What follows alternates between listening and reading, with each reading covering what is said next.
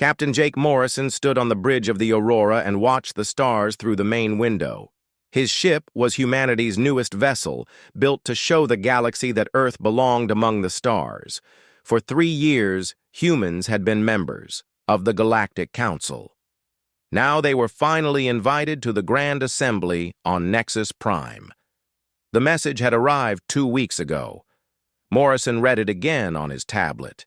It looked normal, just like any other council meeting. They would discuss trade routes and settle disputes between member races. Nothing seemed wrong with the words, but something felt off about the whole thing. Lieutenant Lisa Carter walked up to Morrison. She handled all communications for the ship. Her face showed worry. "Captain, I need to tell you something about that message we got." Morrison looked at her. "What about it?" "It didn't come through the normal channels. All council messages usually come through diplomatic frequencies. This one came through military channels instead." Carter pulled up the transmission. Data on her tablet. "I checked 3 times. This is definitely military." Commander Ben Hughes joined them. He was Morrison's second-in-command and had served in the Earth Defense Force for 20 years. "I don't like it either, Captain. Something feels wrong about this whole meeting." Morrison nodded. He trusted both of these officers. If they felt something was off, he should listen. But Earth's leaders had ordered him to attend this assembly. Refusing could damage humanity's relationship with the Council. "We follow orders," Morrison said. "But keep your eyes open. If anything goes wrong, I want to know immediately." The Aurora moved through space toward Nexus Prime. The journey took 5 days. As they got closer to the massive space station, Morrison saw more ships than usual. Council enforcer vessels from 12 different alien races surrounded the station. Their weapons were clearly visible. "That's a lot of firepower for a trade meeting," Hughes said. Carter checked her instruments. "I'm counting over 200 military ships. The last Grand Assembly only had 30 security vessels." Morrison felt his stomach tighten. This was definitely not normal. He had attended 3 council meetings before. None of them needed this much security. Something big was happening, and humanity wasn't being told what it was.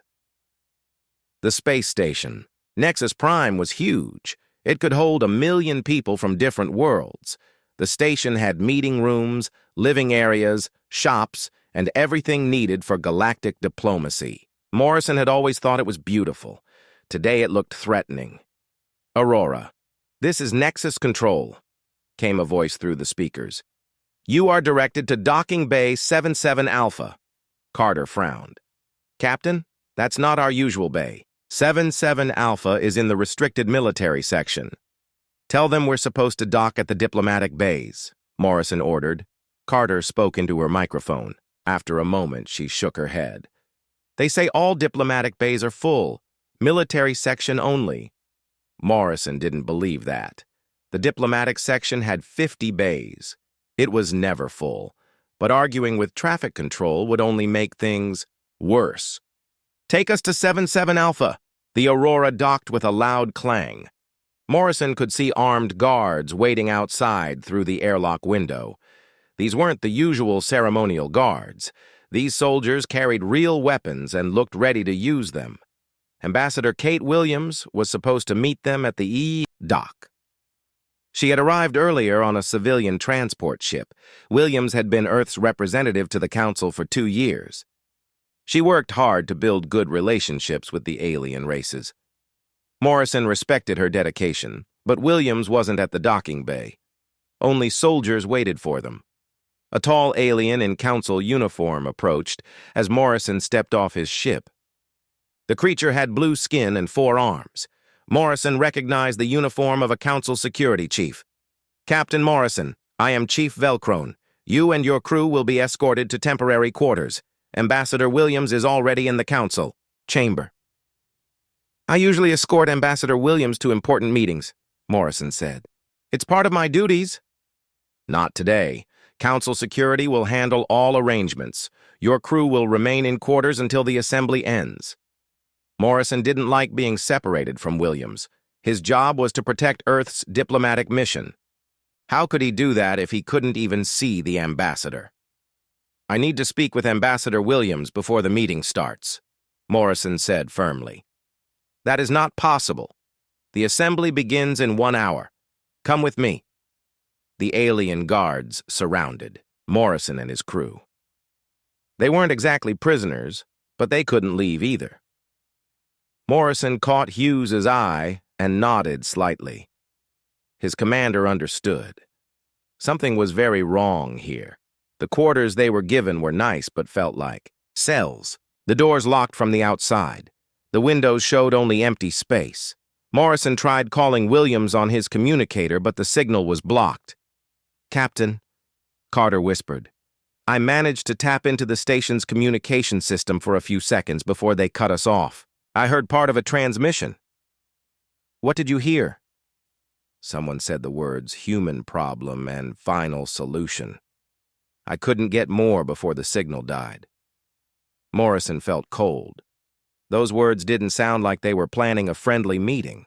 They sounded like they were planning something much worse. 1 hour later, Morrison could only sit in his locked quarters and wonder what was happening to Ambassador Williams. He thought about the 200 military ships outside. He thought about the locked doors and blocked communications. He thought about the words "human problem" and "final solution." For the first time since joining the Galactic Council, Morrison wondered if humanity had made a terrible mistake trusting these aliens. Ambassador Kate Williams sat in the council chamber and tried to stay calm. The room felt different today. It was colder and more formal than usual. Only senior council members were present. None of the junior delegates or observers who normally attended were anywhere to be seen. The chamber was built like an arena with seats rising up in circles. Earth's seat was in the lower section, marking their junior status in the council. Williams had always hoped that one day humanity would earn a seat in the upper levels with the founding races. Council Primarch Veltar of the Zephyrian Empire called the meeting to order. His species looked like giant birds with silver feathers and sharp beaks. The Zephyrians had been the council's leaders for over 1,000 years. Veltar's voice was cold when he spoke. "We gather today to address the human threat to galactic stability."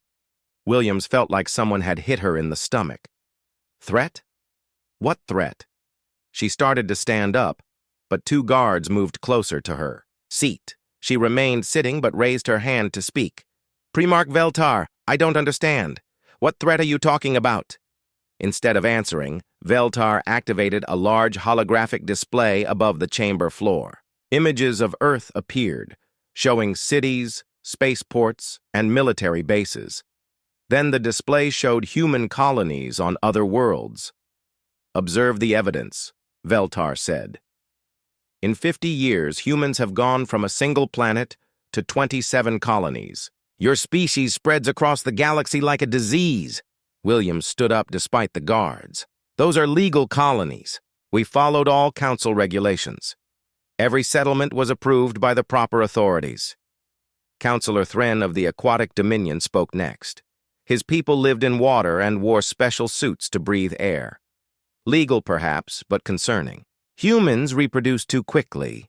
Your population grows faster than any council race." The holographic display changed to show population charts. Human numbers were rising much faster than other species. Williams knew this was true, but she didn't see why it was a problem. "Is it wrong for our people to have children?" Williams asked. "We're not forcing anyone else to limit their families." "You adapt too easily," said Councillor Zeth of the Silicon Collective. His people were living crystals who communicated through light patterns. "Humans live on worlds that would kill other species. You change the planets to suit your needs. We terraform worlds that nobody else wants," Williams said. Her voice was getting louder. "We turn dead rocks into living worlds. How is that bad?" Admiral Rick Stone was watching the meeting from Luna Base through a secure transmission. He commanded Earth's Colonial Defense Force and had worked with Williams many times. Stone could see that this wasn't a normal council meeting. This was a trial, and humanity was the defendant. The evidence kept coming. The Council showed human military expansion, technological development, and what they called aggressive colonization patterns. Every positive thing humanity had done was twisted to look threatening. "Your people learn too fast," Veltar said. "Human technology advances at a dangerous rate. In 50 years, you have gone from chemical rockets to faster-than-light travel." "Because we worked hard and learned from our mistakes," Williams shot back. "Because we studied and built better tools. Is learning now a crime?" The council chamber was silent for a moment. Then Councillor Bricks of the Hive World spoke. His people were insect-like creatures who shared a group mind. "Humans are too independent. Other species work together. Humans work alone and compete with each other." Williams laughed, but there was no humor in it. "You say we're too independent, but also that we spread too fast and cooperate too well. You say we adapt too easily but learn too quickly. You're just looking for excuses to get rid of us." "Silence," Veltar commanded. "The evidence speaks for itself. Humanity shows all the signs of an invasive species. You reproduce quickly, adapt to any environment, and develop technology at an alarming rate." Dr. Amy Foster was watching from the observation deck. She was a human scientist who had spent years working on cooperation projects with alien species. Foster had dedicated her life to building bridges between humans and other races. Now she watched those bridges burn. The accusations continued for hours. Every strength humanity possessed was turned into a weakness. Their curiosity became aggression. Their adaptability became invasion. Their technological progress became a threat to galactic security. Williams realized this wasn't a trial at all. It was a sentencing.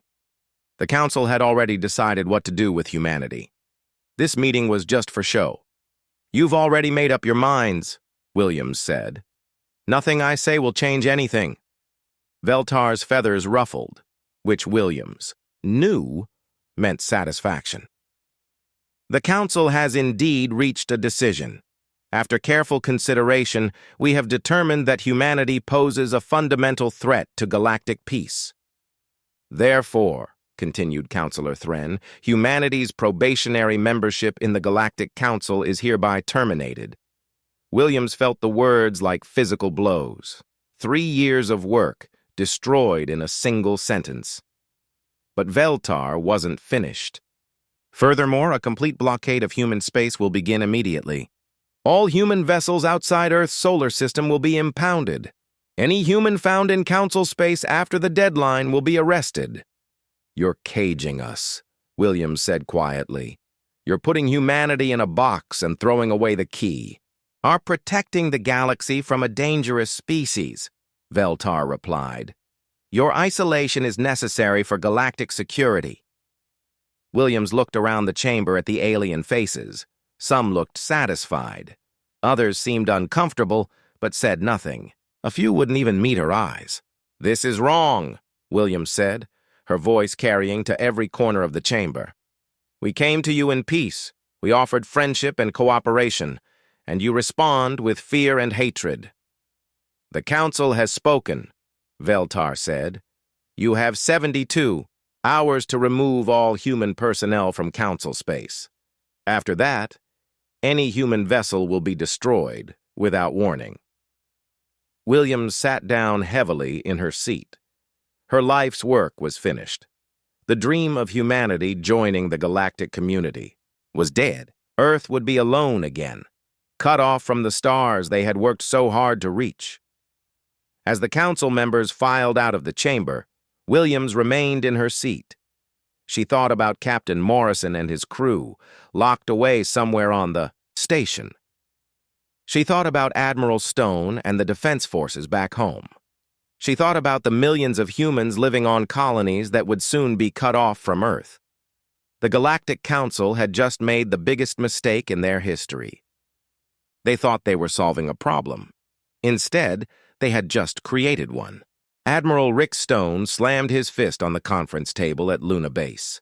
The emergency meeting of Earth's Global Defense Council had been going for 6 hours. Every military leader and government official was present. either in person or through secure video links. President Linda Torres sat at the head of the table. She was a small woman but had a strong voice that commanded respect. Admiral Stone, what are our options? Stone looked tired. He had been awake for 36 hours since. The news came from Nexus Prime. Militarily, we have no options.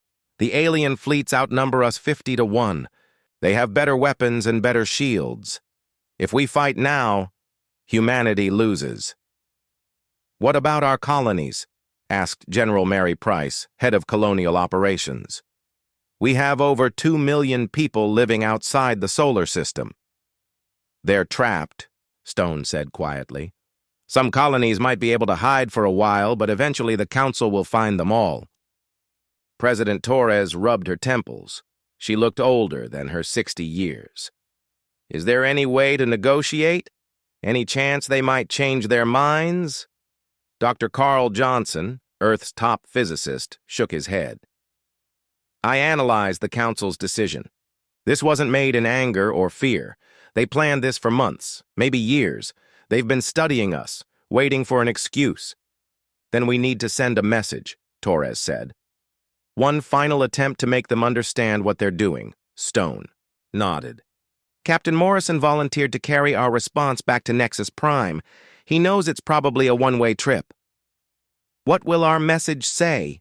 Asked Defense Secretary Paul Wright. Dr. Johnson pulled up a document on the main screen. We're warning them about the consequences of isolating humanity. When you cage a species that's designed to expand and grow, you don't make them weaker. You make them stronger. The message had been written by Earth's best minds. Scientists, strategists, historians, and philosophers had all contributed. The core warning was simple. Forced isolation would only accelerate human development and create the very threat the Council feared. 3 days later, Captain Morrison stood on the bridge of the Aurora as his ship approached Nexus Prime. This time, the massive alien fleet didn't hide. Over 500 warships surrounded the station. Their weapons were powered up and aimed at Morrison's single vessel. They're not taking any chances, said Commander Hughes. Lieutenant Carter monitored the communications. I'm getting orders. To dock at the same military bay as before. Heavy escort is being assigned. Morrison nodded. He had expected this. The Council wouldn't make the same mistake twice. This time, they would control everything. The escort was impressive. 20 alien fighters surrounded the Aurora, their weapons locked on target. Morrison knew that if he made one wrong move, his ship would be destroyed before he could blink. The docking bay was different too. Energy shields blocked all exits. Guard towers had been set up around the landing area.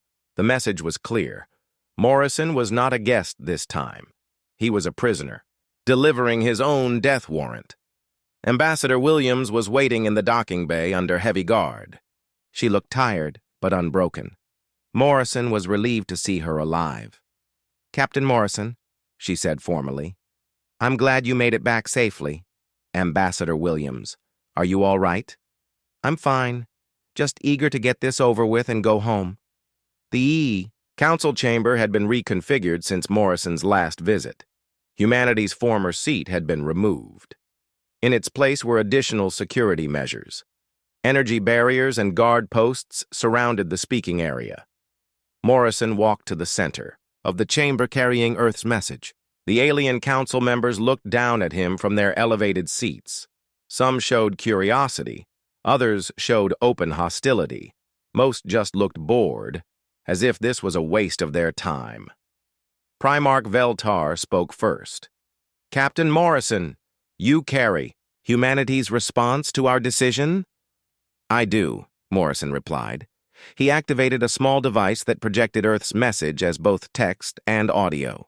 President Torres's voice filled the chamber. To the Galactic Council, the message began. We do not accept your judgment, but we understand your fear. You see our growth and call it aggression. You see our curiosity and call it invasion. You see our strength and call it a threat. Morrison watched the alien faces as the message continued. Some shifted uncomfortably in their seats. "You mistake our nature. Humans are not conquerors by choice. We are explorers and builders. We expand because we must, not because we want to, destroy others. We adapt, because that is how we survive." The message went on to explain what isolation would do to humanity. Cut off from the galaxy, humans would focus all their energy on military development. The Council's action would create exactly the threat they were trying to prevent. By isolating us, you ensure that when we next meet, it will be as enemies rather than friends. You are creating the very monster you claim to fear. When the message ended, the chamber was silent for a long moment. Then Veltar spoke. "Humanity's words are noted but change nothing. The decision stands. You have 72 hours to remove all human presence from Council space." Morrison had expected this response, but hearing it still hurt. He looked up at the alien faces surrounding him. These beings had decided to throw away any chance of peace with humanity. "Then I have one final message from Earth," Morrison said. His voice was calm, but carried clearly through the chamber. "You think you're solving a problem today? You're not. You're creating one that will haunt you for generations. When humanity returns to the stars, and we will return, we won't be coming as friends seeking acceptance." Morrison paused to let his words sink in. Several council members leaned forward in their seats. "We'll be coming as conquerors claiming what you forced us to take. You had the chance to have humanity as allies. Instead, you've chosen to make us your enemies." Morrison activated his communicator. "History will remember this day, Primarch Veltar. When your children ask why the galaxy burns, tell them it started here, with your decision to cage a species that was born to be free." The transmission ended. Morrison turned and walked out of the chamber without waiting for dismissal. Ambassador Williams followed him, her head held high despite everything. As the Aurora left Nexus Prime for the last time, Morrison looked back at the massive space station. Somewhere in that structure, alien leaders were congratulating themselves on solving the human problem. They had no idea what they had just unleashed. The 72-hour deadline began counting down. Soon, humanity would be alone in the universe. Again. But this time, they wouldn't stay alone forever.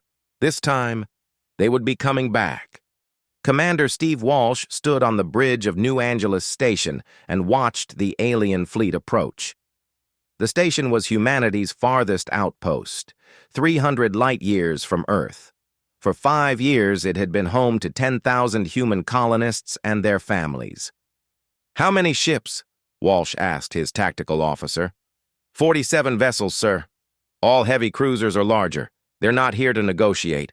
Walsh had received Earth's final transmission 12 hours ago. The 72-hour deadline had expired. All humans outside the solar system were now considered enemies of the Galactic Council. Any ship or station that didn't surrender would be destroyed. "Open a channel to all sections," Walsh ordered. "This is the commander. Prepare for evacuation. All civilian personnel to the escape pods immediately." The alien fleet was close enough now that Walsh could see individual ships. They were beautiful, in a deadly way, sleek and powerful. The lead vessel was twice the size of New Angeles Station. "Incoming transmission," reported Communications Officer Janet Miller. "Put it through." The alien commander appeared on the main screen. It was a Zephyrian, with silver feathers and cold black eyes. "Human station, this is Admiral Kethvar of the Council Enforcement Fleet. You are in violation of Council space. Surrender immediately." Walsh stepped forward. "This is Commander Walsh. We are evacuating civilian personnel. Give us 6 hours, and we'll abandon the station. You have 30 minutes. Any human remaining after that time will be considered hostile and destroyed." The transmission cut off. Walsh felt anger rise in his chest. 30 minutes wasn't enough time to evacuate everyone safely. The aliens knew this. They wanted casualties. "Sir," Miller said quietly, The civilian evacuation will take at least 2 hours. The escape pods can't move everyone that fast. Walsh made his decision. Then we buy them time.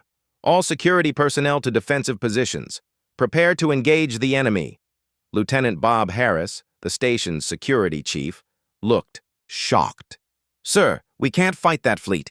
Our weapons are meant for asteroid mining, not ship-to-ship combat. I know, Walsh said, but we can make them work for it. Every minute we delay them is another minute for our people to get away. The next 20 minutes were chaos. Families rushed to escape pods while security teams prepared the station's few weapons. The mining lasers were powerful but short-ranged. The missile tubes were loaded with mining charges instead of military warheads.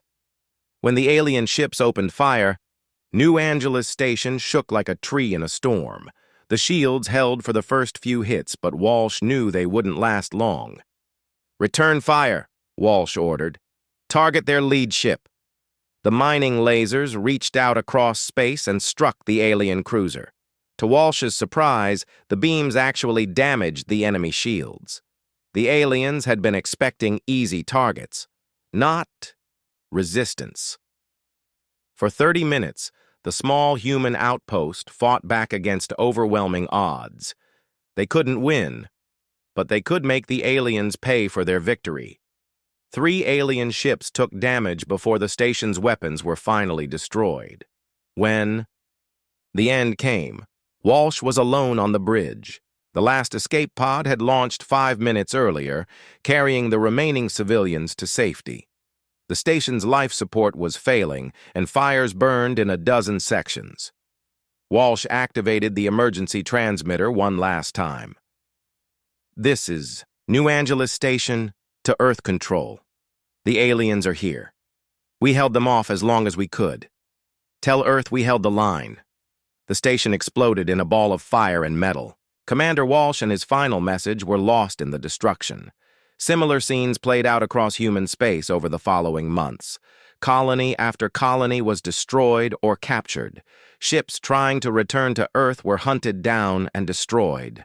The alien blockade was complete and merciless. President Torres, now 70 years old, stood before the global assembly on Earth. Her hair was white, and her face showed the strain of leading humanity through its darkest hour. The aliens have kept their promise, she said. Humanity is alone again, cut off from the stars we worked so hard to reach. The assembly hall was packed with representatives from every nation on Earth. They had all seen the reports from the outer colonies. They all knew what humanity faced. But we will not surrender to despair, Torres continued. Today, I am announcing Project Prometheus. We will use our isolation to become stronger. When we return to the stars, it will be on our terms. Dr. Helen Cross stood up in the scientists section. She was Earth's leading expert on alien technology. Madam President, what resources will Project Prometheus have? Everything, Torres replied. Every factory, every laboratory, every brilliant mind on Earth. We will build weapons and ships like the galaxy has never seen. Engineer Pete Davis raised his hand. What about materials? We're cut off from the asteroid mines and outer planet. Facilities. We'll make do with what we have, Torres said. We'll recycle everything. We'll build factories in space using Earth's moon and asteroids. We'll become self-sufficient in ways the aliens never imagined. The project began immediately. Earth's entire industrial capacity was converted to military production. Scientists worked around the clock to understand captured alien technology. Engineers designed new types of ships and weapons. The pressure of isolation had exactly the effect Captain Morrison had warned about. Humanity couldn't expand outward, so they expanded inward. Technology advanced at a frightening pace. Population growth slowed as resources became limited, but those resources were used more efficiently than ever before. Years passed. Earth's population swelled as refugees from destroyed colonies returned home or died trying. The planet became a fortress, bristling with weapons and surrounded by hidden shipyards. General Nancy Greene took command of the reformed Earth Defense Force in the 20th year of isolation. She was the daughter of a colony refugee and had grown up hearing stories of the alien betrayal. "How many ships do we have now?" Greene asked her staff. 437 vessels of destroyer class or larger, reported Admiral Kelly Barnes. All equipped with new technology that the aliens haven't seen. And they still don't know about our hidden shipyards? No, sir. The construction facilities in the asteroid belt are completely shielded. As far as alien sensors can detect, we only have civilian traffic in the outer system. Greene nodded.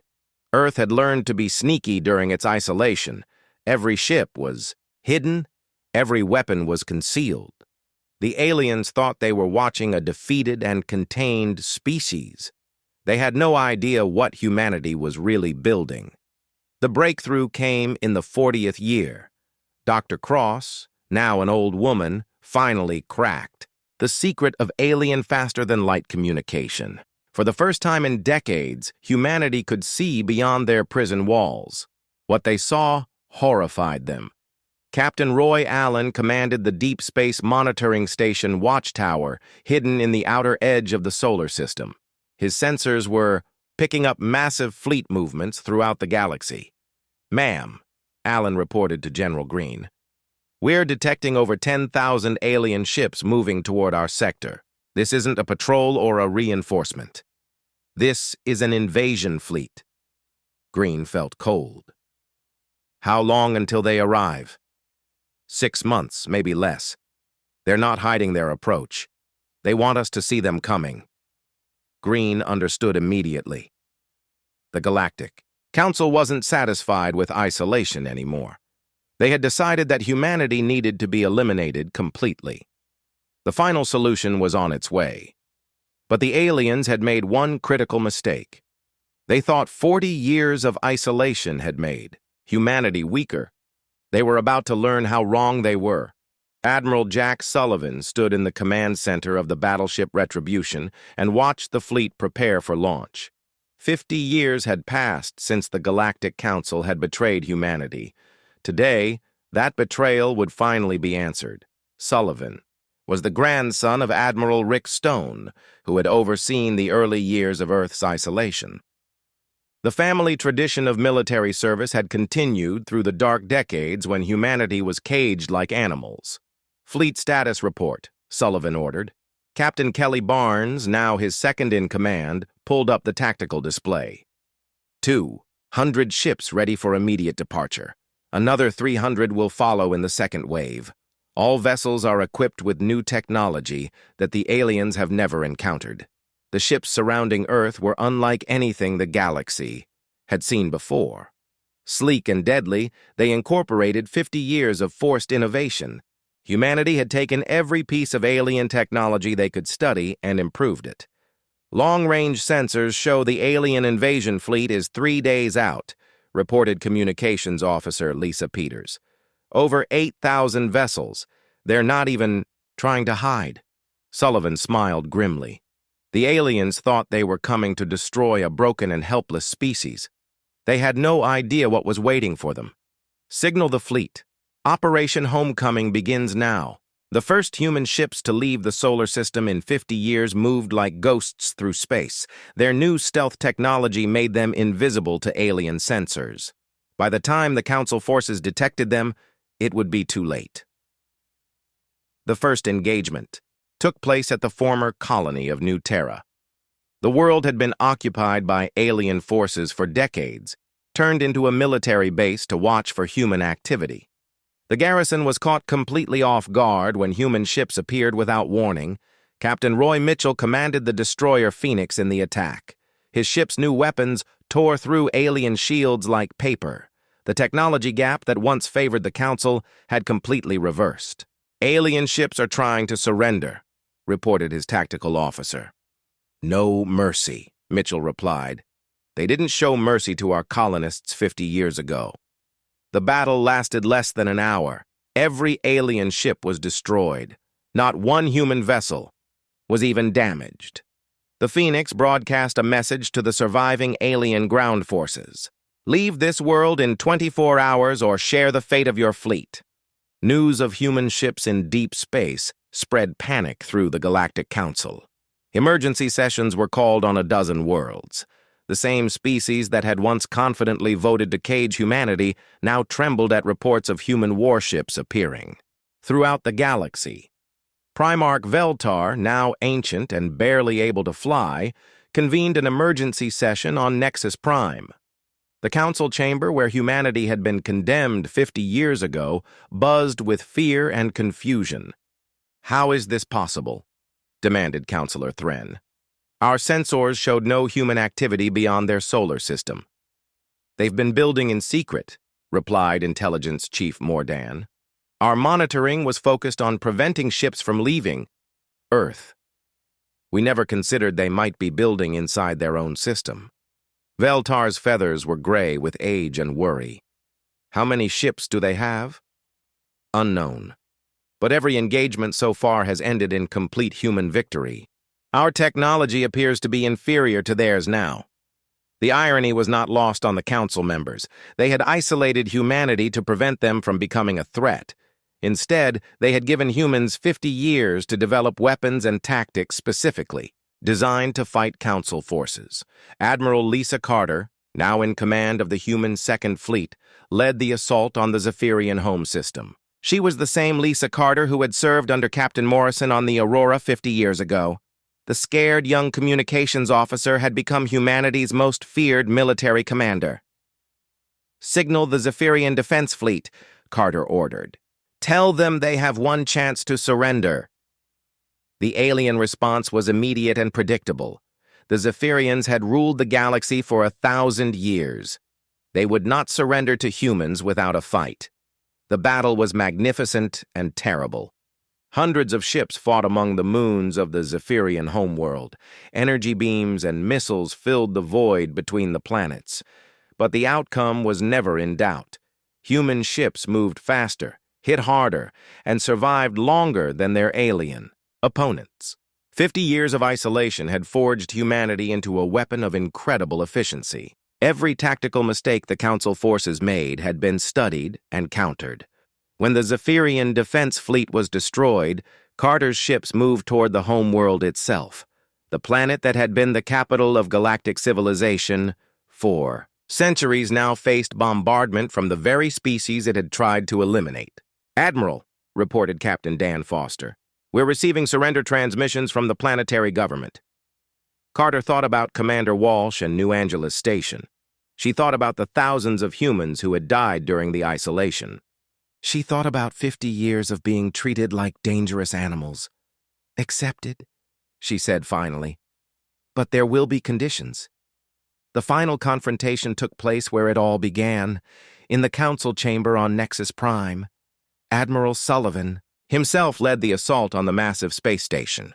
The same weapons that had once enforced humanity's isolation were systematically destroyed by human forces. The station's defenses, formidable against 50-year-old technology, proved useless against humanity's new capabilities. Shield generators exploded. Weapon platforms were vaporized, and docking bays were torn open by precision strikes. When human Marines stormed the council chamber, they found the surviving alien leaders huddled together like frightened children. The tables had turned completely. Now it was the aliens who faced judgment. Admiral Sullivan walked into the chamber wearing full military dress uniform. Behind him came a small elderly woman in civilian clothes. Ambassador Kate Williams, now 90 years old, had lived to see this moment. "Members of the former Galactic Council," Sullivan announced, "you are charged with crimes against humanity and violations of galactic peace." Primarch Veltar tried to speak, but his voice was weak with age and fear. "We only did what we thought was necessary for galactic security." Williams stepped forward. She had spent 50 years in forced retirement, watching her life's work destroyed by alien fear and hatred. Now she would have the last word. "You chose to make us enemies when we offered friendship," she said, her voice carrying clearly through the chamber. You chose to cage us when we offered cooperation. You created the very threat you claimed to fear. Sullivan delivered humanity's final judgment. The Galactic Council is hereby dissolved. Member species may sue for individual peace treaties with Earth or face the consequences of continued resistance. Some alien races chose to surrender immediately. Others fled to distant parts of the galaxy. A few tried to fight and were systematically crushed by humanity's war machine. The transformation was complete. In 50 years, humanity had gone from eager junior members of the galactic community to its undisputed rulers. The isolation that was meant to destroy them had instead forged them into an unstoppable force. Williams stood in the same spot where she had been condemned 50 years earlier. The circle was complete. The Council's betrayal had sealed their fate, but it had also sealed humanity's transformation from peaceful explorers to galactic conquerors. The stars belonged to humanity now, not because they had chosen conquest, but because the galaxy had forced them to choose between survival and extinction. They had chosen survival. The universe would never be the same.